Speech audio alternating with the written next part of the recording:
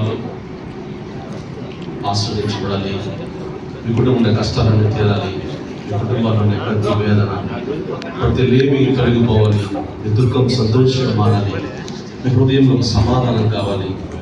మీ హృదయంలో ప్రతి భారం అంతా కూడా తొలగిపోయి సంతోషంగా ప్రజలు జీవించాలనే ఉద్దేశంతోనే ఇంతసేపు ఆరాధన చేసినాం. కాబట్టి ఏసై మీకు అలాంటి ఆశీర్వాదం ఇస్తాడు. ఇప్పుడు మా చెల్లి కొంచెం వాకింగ్ ఉంటుంది. సో అందరూ కరమద్దు కాకుండా హల్లెలూయా, అందరూ సంతోషంగా చెప్దాం. హల్లెలూయా, హల్లెలూయా. దేవుని పరిశుద్ధ నామానికి స్తోత్రం. దేవుడు మనకి ఇచ్చినటువంటి యొక్క 2024 సంవత్సరం డిసెంబర్ చూసేదానికి దేవుడు మనందరికీ మంచి ఆరోగ్యం తెచ్చేశాడు. కాబట్టి దేవాదేవునికి వందనాలు. Hallelujah, hallelujah. Happy Christmas. Very good. వచ్చిన ప్రార్థన చేస్తున్నాం. పరిశుద్ధ జీవోపదేశం ఈ సమయంలో మీ మాటలు విన్నట్టు మా కొద్దిగా రాయిస్తుండగా మీరు మాతో మాట్లాడమని ప్రార్థిస్తుంటున్నాం. వినగలిగినటువంటి చెవులను, గ్రహించగలిగిన హృదయాలను మాకు దయచేయండి. వాక్యాన్ని వ్యతిరేకంగా పనిచేసిన ప్రతి బలహీనతని యేసునామములో గద్దిస్తాం. ఈ శక్తివంతమైన మాటలు మాతో మెరుగుపరచండి. యేసునామములో ప్రార్థిస్తున్నాం తండ్రి. హల్లెలూయా. మనందరం ఇక్కడికి ఎందుకు వచ్చామంటే క్రిస్మస్ సెలబ్రేట్ చేసుకోవడానికి వచ్చాం. క్రిస్మస్ అంటే ఏంటి? క్రిస్మస్ అంటే మాట్లాడచ్చు మీరు ఎవరైనా. క్రిస్మస్ అంటే యేసుక్రీస్తు పుట్టినరోజు. ఎవరికైనా నా పుట్టినరోజు తెలుసా? ఎవరికి తెలుసు? మా ఇంట్లో వాళ్ళకి మాత్రమే తెలుసు. సరే, గాంధీ తాత పుట్టినరోజు తెలుసా? అక్టోబర్. మన భారతదేశం వరకే తెలుస్తుంది. కానీ యేసుక్రీస్తు పుట్టినరోజు ప్రపంచం అంతా తెలుసు. హల్లెలూయా, హల్లెలూయా. ప్రపంచం అంతా సెలబ్రేట్ చేసుకుంటుంది యేసుక్రీస్తు బర్త్డే. ఎందుకంటే ఈయన పుత్తూరుకు సంబంధించిన వాడు, లేకపోతే భారతదేశానికి సంబంధించిన వ్యక్తి మాత్రం కాదు, సర్వలోకానికి సంబంధించిన రక్షకుడు. ఆమేన్, హల్లెలూయా. కాబట్టి మనం అనుకుంటూ ఉంటాం యేసుక్రీస్తు మనకు సంబంధించిన వ్యక్తి కాదు. అంటే యేసుక్రీస్తు తెలియనప్పుడు నేను కూడా అట్లా అనుకునేదాన్ని. బట్ యేసుక్రీస్తు తెలిసిన తర్వాత ఆయన సర్వ ప్రపంచాన్ని సృష్టించిన సృష్టికర్త. కాబట్టి మనం ఈరోజు ఆయన బర్త్డేని సెలబ్రేట్ చేసుకుంటాం. అయితే యేసుక్రీస్తు ప్రపంచమంతా తెలుసు. యేసుక్రీస్తు పుట్టుకే కాలమానాన్ని నిర్దేశిస్తుంది. మనందరూ తెలుసు, బిఫోర్ క్రైస్ట్, ఆఫ్టర్ క్రైస్ట్. యేసుక్రీస్తు పుట్టక ముందు లోకం ఒక భాగము, యేసుక్రీస్తు పుట్టిన తర్వాత కాలం అనేది ఇంకొక భాగం. కాలాన్ని రెండుగా చేసినటువంటి వ్యక్తి, సర్వశక్తివంతుడు దేవుడు ఎవరంటే యేసుక్రీస్తు. హల్లెలూయా, హల్లెలూయా. యేసుక్రీస్తు పుట్టడంతోనే అది బిఫోర్ క్రైస్ట్ అయిపోయింది. ఆ సమయం యేసుక్రీస్తు పుట్టతోనే అది ఆఫ్టర్ క్రైస్ట్ అయిపోయింది. మన జీవితాల్లో కూడా యేసుక్రీస్తు మన జీవితాల్లో వస్తే బిఫోర్ క్రైస్ట్ మన జీవితాలు ఎలా ఉంటాయో తెలియదు, కానీ ఆఫ్టర్ క్రైస్ట్ అంటే క్రీస్తును మన జీవితంలో ఆహ్వానించిన తర్వాత మన జీవితంలో సంతోషం, సమాధానం, నెమ్మది ఉంటుంది. ఆమేన్, హల్లెలూయా. నేను 4 మాటలు చెప్పి ముగిస్తా. యేసుక్రీస్తు ఎందుకు లోకానికి రావాల్సి వచ్చింది? ఆయన దేవుడు కదా, దేవుడు భూమి మీదకి ఎందుకు రావాల్సి వచ్చింది అనే విషయాన్ని చాలా క్లుప్తంగా 4 విషయాలు చెప్తాను, గమనిస్తాం. మన వేదాలు కూడా చెప్తాయి. సర్వలోక పాప పరిహారార్థం రక్త ప్రోక్షణ అవశ్యం, తద్రక్తం పరమాత్మైన పుణ్యదాన బలియాగం అని మన భారతదేశంలో ఉన్నటువంటి వేదాలు బోధిస్తూ ఉంటున్నాయి. ఏంటి అర్థం అంటే, సర్వలోకంలో ఉన్నటువంటి మనుషుల పాపాలు పరిహరించబడాలి అంటే రక్త ప్రోక్షణం ఖచ్చితంగా అవశ్యం. ఖచ్చితంగా రక్త ప్రోక్షించబడాలి. ఆ రక్తం ఏంటంటే మేకలదో గొర్రెలదో కాదు, కానీ పరమాత్ముని యొక్క, అంటే దేవుని యొక్క పుణ్యదాన బలియాగం. ఆయన వచ్చి ఆయన తనకు తానుగా తన ప్రాణాన్ని ఇస్తే మాత్రమే సర్వలోకంలో ఉన్న మనుషుల పాపాలు పరిహరించబడతాయని వేదాల్లో రాయబడింది. ఈరోజు బైబిల్ కూడా అదే చెప్తుంది. ఏమని చెప్తుందంటే, నేను చాలా తక్కువ మా విషయాలు చెప్తాను.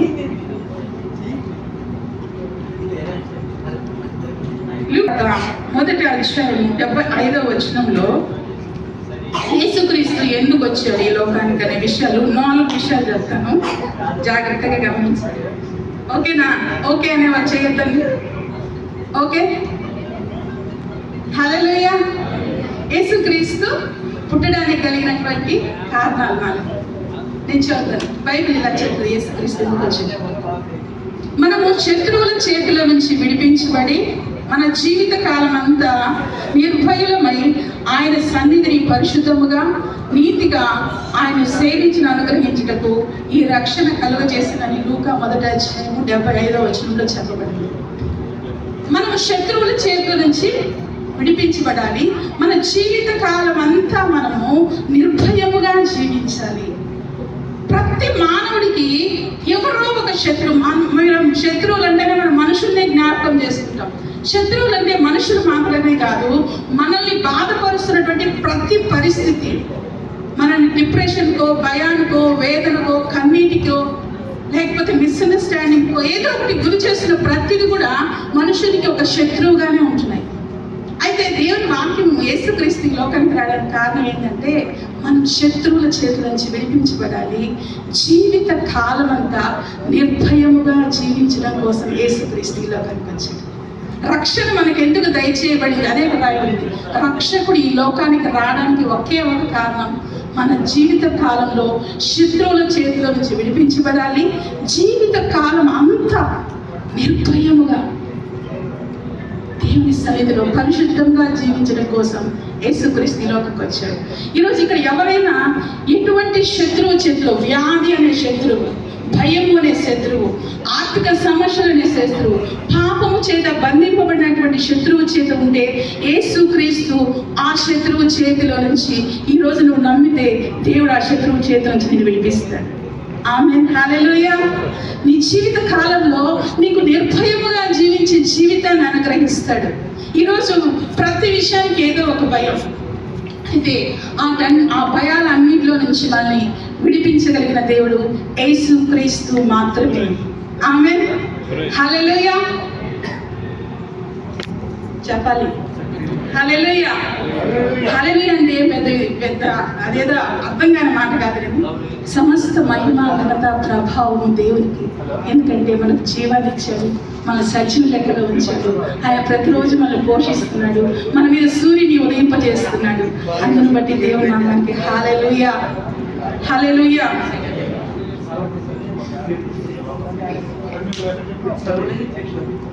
లూకా రాసిన సువార్తలో యోహాను సువార్తలో ఒక విషయం చెప్పేస్తా, ఇంక 3 విషయాలు చెప్పేసి ముగిస్తా. మొదటి అధ్యాయం 12వ వచనంలో యోహాను సువార్తలో తనను ఎందరు అంగీకరించారో వారందరికీ, అనగా తన నామమందు విశ్వాసం ఉంచిన వారికి దేవుని పిల్లలకుటకు ఆయన అధికారాన్ని అనుగ్రహించారు.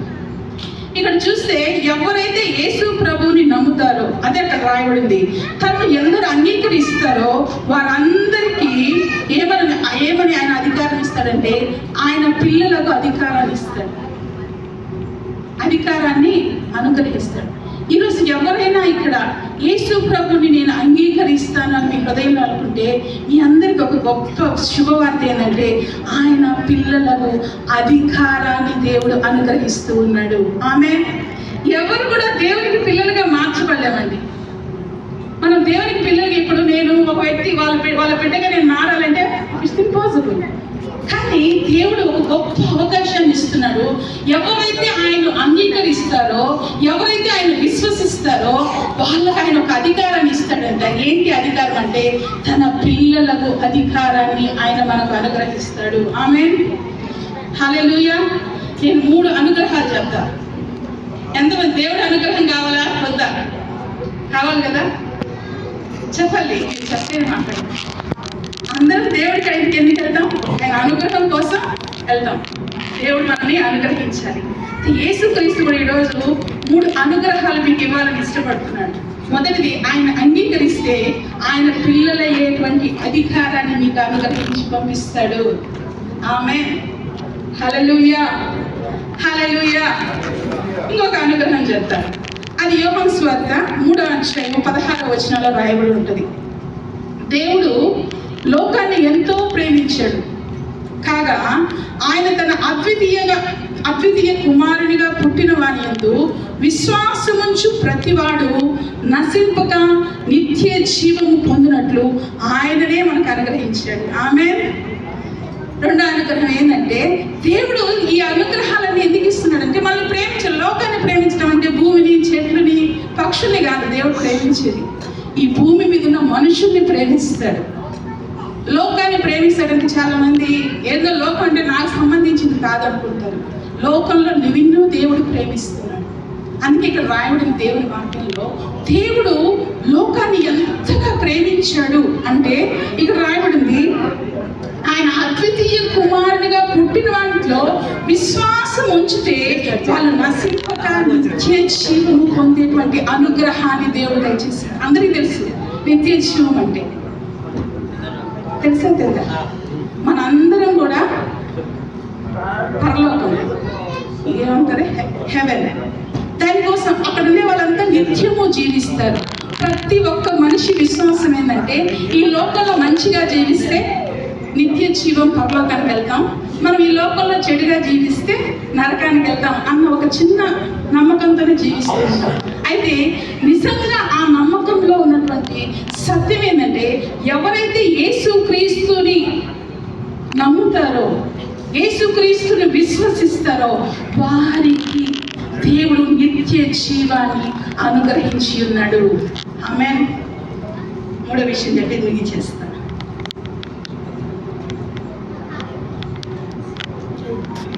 యెషయా గ్రంథము 9వ అధ్యాయము 6వ వచనం.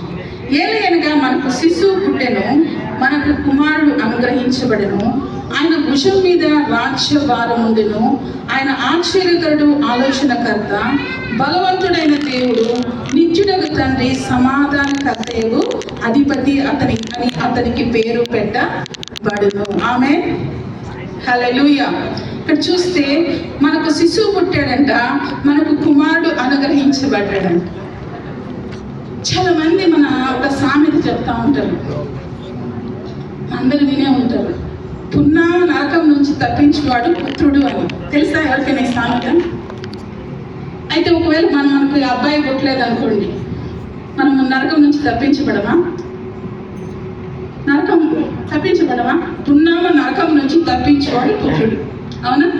పుత్రుడు లేకుండా కొందరు అమ్మాయిలు పుడతారు, వాళ్ళ పరిస్థితి ఏంటి? దాంట్లో ఉన్న సత్యం ఏంటి అంటే, నిజంగా ఇక్కడ దేవుని పరిశుద్ధ గ్రంథంలో దానికి సమాధానం రాయబడింది.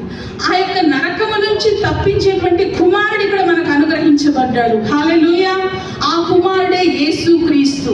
ఈ యేసుక్రీస్తును ఎవరైతే విశ్వసిస్తారో, ఈ యేసుక్రీస్తుని ఎవరైతే రక్షకుడిగా ఆహ్వానిస్తారో వారి జీవితాల్లో వారు నరకము నుంచి తప్పించబడతారు. హల్లెలూయా. అది ఇక్కడ రాయబడింది. ఏలయనగా మనకు కుమారుడు పుట్టాడు, మనకు శిశువు పుట్టాడు. ఆయన ఇక్కడ రాయబడింది మరి స్పష్టంగా, రియల్లీ చాలా బ్యూటిఫుల్ గా ఉంటుంది అక్కడ.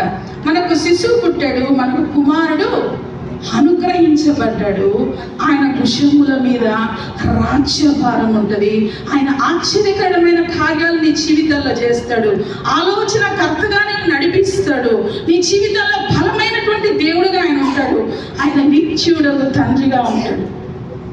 ఒకవేళ ఈ లోకంలో తల్లి తండ్రులు నాతో కొంతకాలమే జీవిస్తారు, ఇప్పుడు కొన్ని నెలలుగా మన ఆయన దేవుడి దగ్గరికి వెళ్ళిపోయాడు. అయితే ఈ తండ్రి ఎవరంటే నిత్యుడగు తండ్రి. హల్లెలూయా, హల్లెలూయా. అదే ఇక్కడ రాయబడి ఉంటుంది.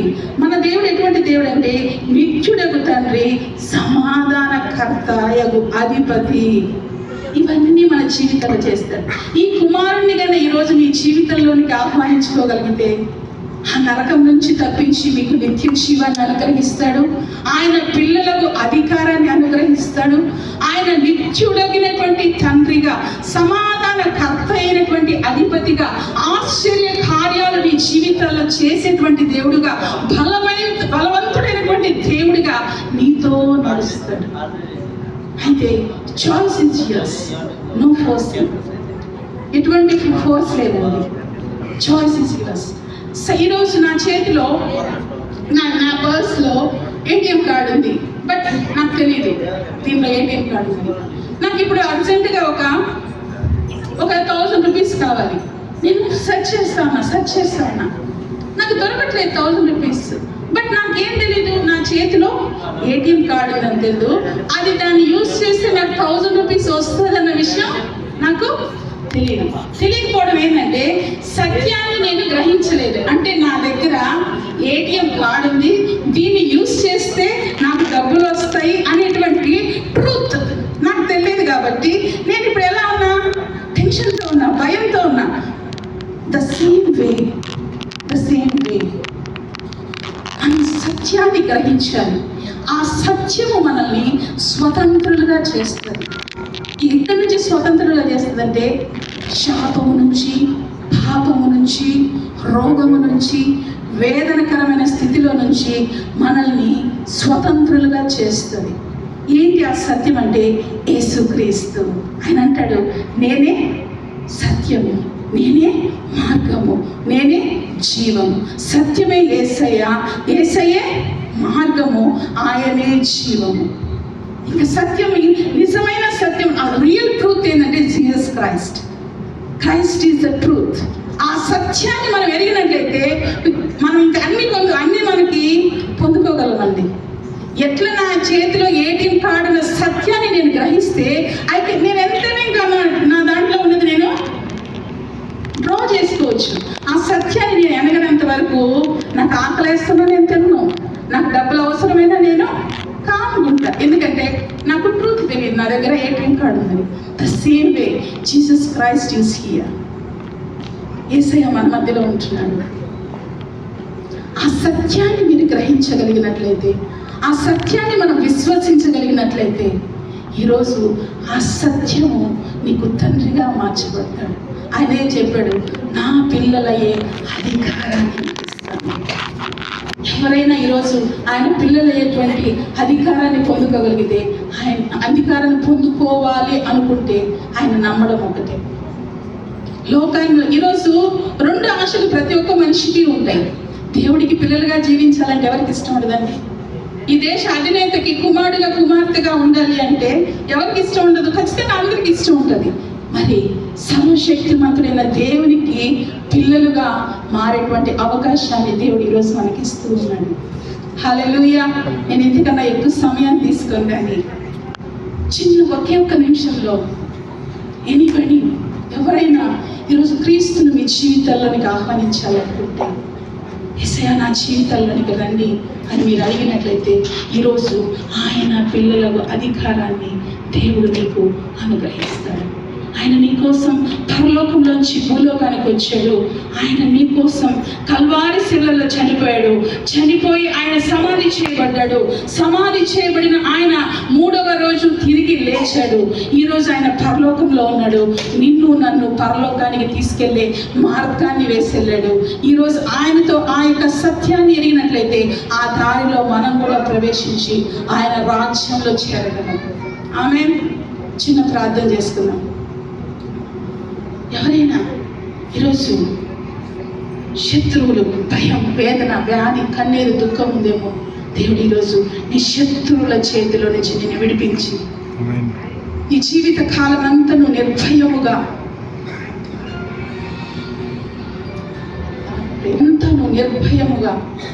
భయము లేకుండా జీవించాలని యేసయ్య ఇష్టపడుతూ ఉంటున్నాడు. Surrender your life to God. This is the time. మరొకసారి మన యొక్క శత్రువుల చేతిలో నుంచి విడిపించబడి నీ జీవిత కాలం అంతా నిర్భయులుగా ఆయన సన్నిధిలో పరిశుద్ధముగా నీతిగా ఆయనను సేవింపను అనుగ్రహించుటకు ఈ రక్షణ ఈరోజు నీకు దయచేస్తూ ఉంటున్నాడు దేవుడు. రిసీవ్. ఈరోజు యేసుక్రీస్తు నీ జీవితంలోనికి ఆహ్వానించినట్లయితే నీ జీవితంలో గొప్ప కార్యాలు చేస్తావు. దేవుడు మిమ్మల్ని దీవించుగాక. Happy new year and happy Christmas. God bless you everyone. Time అయిపోయింది కాబట్టి ఇక్కడ రావడానికి మొదలు తీసుకోవడానికి నాకు శక్తి చాలు. నాకు అంత రిచ్ మ్యాన్. కానీ ఒకటి ఏంటంటే నేను ఆరాధించే దేవుడు యేసయ్య గొప్ప దేవుడు. నేను చెన్నై పట్టణానికి వెళ్ళినప్పుడు మా పిల్లల్ని మా వైఫ్ని హోటల్ తీసుకెళ్తాను, మెక్డానల్డ్స్, కేఎఫ్సి అంతా. అక్కడ పోయినప్పుడు అంతా నేను యోచిస్తాను, ఎట్లయినా మన స్టాఫ్ని తీసుకెళ్ళాలి అని ఎంతో అక్కడికి వెళ్ళినప్పుడు అంతా ఆశపడతాను నేను. కానీ అది మన శక్తికి మించింది అని ఆలోచిస్తూ ఇంటికి వచ్చిన తర్వాత ట్రైన్ చేసిన ప్రభావ ఎట్లయినా క్రిస్మస్కి మా టీచర్స్ని, మా స్టాఫ్ని, హాస్పిటల్ స్టాఫ్ని, డాక్టర్స్ని అందరినీ గుడ్ షెఫర్డ్లో పనిచేసే ప్రతి ఒక్కరు, నాన్ టీచింగ్ స్టాఫ్, డ్రైవర్లు, కుక్స్ అందరిని తీసుకెళ్ళాలి ప్రభావ. బిడ్డలందరూ తీసుకెళ్ళాలి ఆశ. చరణ్, వరుణ్ అందరూ పిల్లలందరూ రండి, స్టేజ్ మీద పిల్లలందరూ. సో అప్పుడు నేను తిరుపతికి వచ్చి 2-3 హోటల్స్ సెర్చ్ చేసిన. అప్పుడు ఇక్కడికి వచ్చినప్పుడు ఈ హోటల్ యాజమాన్యంలో ఉండేటువంటి ఆ మేనేజర్ సార్, అనిల్ సార్ ఆయన, ఆ సార్ దగ్గరికి వచ్చినప్పుడు ఆయన చాలా చక్కగా మాట్లాడాడు. మేము అడిగినప్పుడు రేట్స్ కూడా అన్ని విషయాల్లో కూడా మాతో సహకరించినట్టుగా మాట్లాడాడు. లేదు సార్ మేము హెల్ప్ చేస్తాం, వంట చేద్దాం చేసి ఒక బెస్ట్ ప్రైస్గా దేవుడు ఇచ్చినట్టు చేశాడు. కనబడుతుంటే దేవుడు. సో ఎందుకు ఈ మాట చెప్తుందంటే, ఇంత పెద్ద కార్యాన్ని చేసినటువంటి యేసయ్య మీ జీవితంలో కూడా ఈరోజు ప్రతి ఒక్క జీవితంలో అద్భుతం చేస్తాడు. ఎందుకంటే ఇది నా శక్తికి మించింది, కానీ ఇక్కడ జరిగించడానికి కారణం యేసు ప్రభు. రెండవదిగా మీకు ఎందుకు యేసు ప్రభు గురించి చెప్తారు? ఏం సార్ ఎప్పుడు యేసు ప్రభు అంటానే ఉంటారు, ఏం సార్ ఒకసారి ఫన్గా ఉంటాం. ఇసి madam, teachers and all staff అందరికీ చెప్తున్నా, ఒక ఊళ్ళో ఒక బిచ్చగాడు ఉన్నాడు అంట. అప్పుడే దిగినాడు ఆ ఊరికి పిచ్చ వెళ్తుందండి. ఆ బిచ్చగాడు ఆ ఊళ్ళో దిగి, కొత్త బిచ్చగాడు కొంచెం దిగి చూస్తున్నాడు ఎక్కడ పోవాలన్నాను. కానీ అప్పుడు ఆ ఊర్లో 10 సంవత్సరాల బిచ్చ వెళ్తే ఉన్నాడంట. వాడు సీనియర్ బిచ్చగాడు. వాడు చెప్పాడంట, అయ్యా ఇంటికి పోతే నీకు అన్నం పెట్టరు, ఆ ఇంటికి పోతే అన్నం పెట్టరు, అమ్ముడో ఇంటికి పోతే అన్నం పెట్టరు, అయితే చివరికి ఒక ఇల్లు కనిపిస్తూ ఉంది, లైట్లతో చూసినావు అన్నట్టు. అవును, ఆ ఇంటికి పోయి ఆయన అన్నం పెడతారట. ఎందుకంటే నేను 10 సంవత్సరాలు చూస్తున్నా, ఇంట్లో ఎవరు అన్నం పెట్టరు, ఆ మాత్రం పెడుతుంది అని ఈ సీనియర్ బిచ్చగాడు ఈ కొత్తగా వచ్చిన బిచ్చగాడు చెప్పాడంట. నేను కూడా ఒక బిచ్చగాడు లాగా ఎక్కడెక్కడో ఏదేదో చూసినా ఏం దొరకల లైఫ్లో, కానీ యేసు ప్రభు దగ్గరికి వచ్చినా నా లైఫ్ మారిపోయింది. సో నేను ఒక సీనియర్ బిచ్చగాడు లాగా చెప్తున్నాను. So if you ask God, దేవుడు ఆశీర్వదిస్తాను. ఓకేనా? Thank you so much madam. స్పెషల్గా స్టాఫ్ అందరికీ, ఫస్ట్ నేను టీచర్స్ దెబ్బకాలు చేసుకున్నాను అందరికీ నా యొక్క ప్రత్యేకమైన వందనాలు. ఈ సమయంలో నేను గుర్తు చేసుకున్న వ్యక్తి ఎవరంటే మా నాయన. మా నాన్నకి ఆశ ఏంటంటే బెస్ట్గా ఇవ్వాలి అందరికీ. తనకు లేకపోయినా త్యాగం చేసిన ఒక మనసు ఆయనకి, త్యాగం, సాక్రిఫైస్. ఆయన జీవితం మీద ఆయనకు ఏది వచ్చినా కూడా ఇచ్చేయాలి, ఎవరికొరికి ఇచ్చేయాలి, ఖాళీ అయిపోవాలి. మా నాన్న లాస్ట్లో చాలా కష్టపడుతుంటే కూడా కార్లో ఒక ఆయన తీసుకొస్తే, డ్రైవర్ ట్యాక్సీ తీసుకొస్తే, మా డాడీ అంటున్నాడు డబ్బులు ఆయనకి డబ్బు ఇవ్వండి, ఆయనకి ఏదైనా ఫోన్ చేస్తాను. ఎందుకు ఈ మాట చెప్తానంటే, యేసయ్య మా నాయన నమ్మి ఇచ్చినటువంటి పనిని నమ్మకంగా చేశాడు కాబట్టి మా నాయన వెళ్ళిపోయిన పరమ తండ్రి మనం విడిచి వెళ్ళిపోలేదు. ఇంకా 2 యేసయ్య ఆస్వాదించాడు. మిమ్మల్ని, మీ కుటుంబాన్ని దేవుడు ఆస్వాదించాలని మనసారా కోరుకుంటాం. చివరిగా మేము మీకోసం ప్రేయర్ చేసి వెళ్దాం, తర్వాత ఫోన్ చేద్దాం. నేను నా ఫ్యామిలీని మీకు ఇంట్రడ్యూస్ చేయలేదు, ఎప్పుడు మా ఫ్యామిలీ ఇంట్రడ్యూస్ చేయలే. So this the first time I introduce my family. మా వైఫ్ అనిత ఇక్కడ ఉంది, మా అబ్బాయి Noel please come, Noel God will ever. So Noel ఆ యొక్క దీవెనలను మీరు అనుగ్రహించమని ప్రార్థిస్తున్నాం ప్రభా. తండ్రి, నేను ప్రార్థించినప్పుడు నేను ఈ యొక్క హోటల్కి రావాలని ఆశపడ్డాను ప్రభా. మా స్టాఫ్ అందరూ తీసుకొని ఆశపడ్డాను తండ్రి. నువ్వు నా కోరిక నెరవేర్చిన యేసయ్యా. అదే రీతిగా ఇక్కడ ప్రతి ఒక్క కోరిక నెరవేర్చమని ప్రభా, నీ మహిమను కనపరచమని, వ్యాధితో వచ్చిన వాడిని స్వస్థపరచండి నాయన. కుటుంబ సమస్యలతో, ఇబ్బందులతో వచ్చిన వాడిని సమాధానం, నెమ్మదిని మీరు అనుగ్రహించమని ప్రార్థిస్తూ, గుడ్ షెఫర్డ్ సంస్థని, గుడ్ షెఫర్డ్లో పనిచేస్తున్న డాక్టర్స్ని ప్రభా, నర్సెస్ని ప్రభా, ప్రతి ఒక్క ఆయన ప్రభా సిబ్బందిని, స్కూల్లో ఉండేటువంటి ప్రతి ఒక్క టీచర్ని, ప్రతి ఒక్క సిబ్బందిని ప్రభా, అండ్ అదేవిధంగా ఆర్ఫనేజ్లో, హాస్టల్స్లో, తన మినిస్ట్రీలో, ఎక్కడెక్కడ ఎవరెవరైతే పనిచేస్తున్నారో ప్రతి ఒక్కరిని మీరు ఆశీర్వదించండి యేసయ్య. మనసారా మేము వాళ్ళు దీవించి ఆశీర్వదిస్తూ యేసు నామములో ప్రార్థించి పెట్టుకుంటున్నాము తండ్రి. ఆమేన్, ఆమేన్. కృప, పరమ తండ్రి దేవుని యొక్క ప్రేమ, పరిశుద్ధ ఆత్మ సహవాసం సదాకాలంతో నడిపించును గాక. ఆమేన్, ఆమేన్.